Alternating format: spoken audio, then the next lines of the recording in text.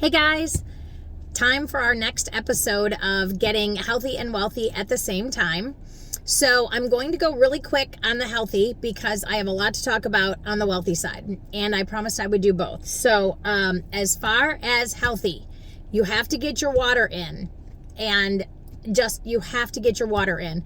At least your half of your body weight in water, but if you can get like 100 ounces, that would be amazing, but definitely try to get at least 64 ounces of water in every single day.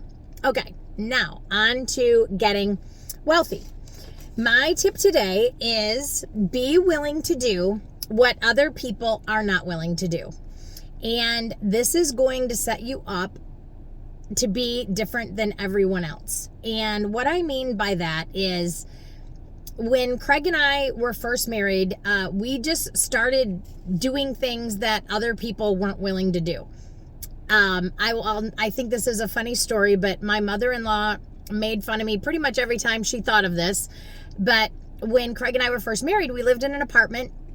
I was working full-time. I was going to college, and I was bored. I just was bored. So I looked in the ads in the paper, and there was this lady that needed someone to do her ironing. So I literally did this lady's ironing for extra money.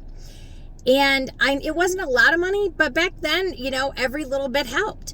And Craig would do side jobs. So he would buy a car, fix it up, and sell it to make money for us.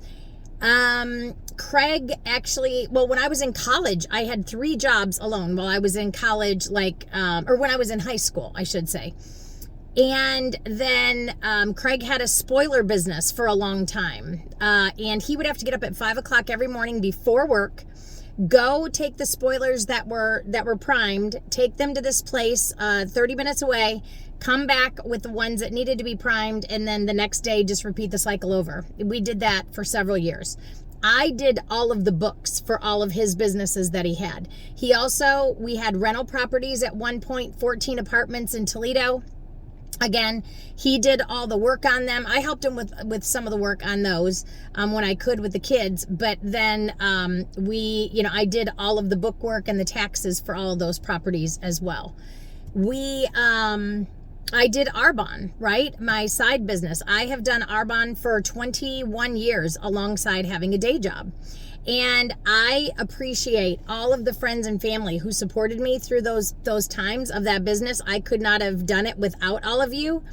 But I will also say that a lot of people just weren't willing to do what I was willing to do to get where I wanted to be in that business. And you guys, when I think of the hundreds of thousands of dollars that I have made in that business over the years, it paid for my kids' college, it paid for my daughter's black tie wedding, I paid for Michael and Kayla's wedding.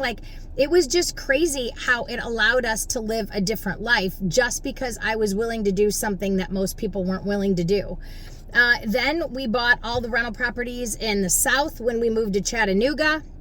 And again, I did all the books for that. That was not easy, you guys. We took our equity from our home and put it in these rental properties, and Craig quit his job.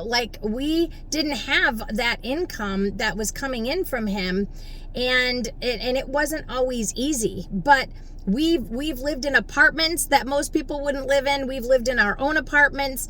We were willing to do what most people are not willing to do to build wealth for our lives. And so that is my, the other thing I think I mentioned before is the Financial Peace University, right? Just really getting your finances in order. You have to do that. So just be willing to do what most people aren't willing to do. And one of the things that Dave Ramsey does talk about in his Financial Peace is to get a side hustle, a side gig. Make money somewhere, somehow. You'll get the tax write-offs, and you will also get all the benefits of the income from that side business.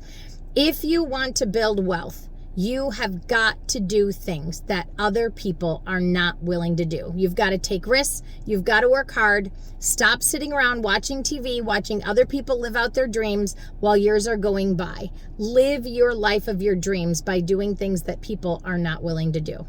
Talk to you later. Bye.